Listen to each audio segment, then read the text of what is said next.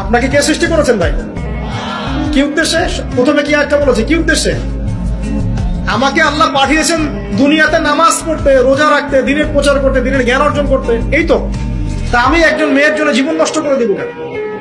আমি তাহলে আল্লাহর কাছে কি মুখ দেখাবো আর নবীর কাছে কি মুখ দেখাবো? ওখানে গিয়ে বলবো আল্লাহ আমি আমার অমুক প্রেমিকার জন্য আশেক হয়ে একদম জীবন দিয়ে দিয়েছি, আত্মহত্যা করেছি। গেছে ভাই, যাইতে দেন। যে ব্যক্তি আপনার অবস্থানকে মূল্যায়ন করে নাই সে আপনার যোগ্য ছিল না। এখন আপনি কি করবেন? নিজের অবস্থান উন্নত করেন, আপনার পিছনে লাইন ধরে ঘুরবে। এটাই বাস্তবতা।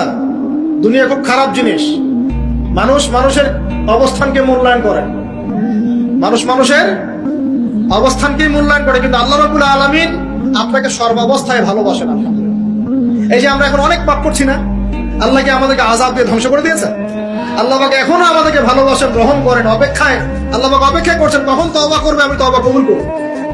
এই কখন আমার বান্দা খালি একবার বলে আস্তাগফিরুল্লাহ, আল্লাহ পাক সাথে সাথে মাফ করে দিয়েছেন।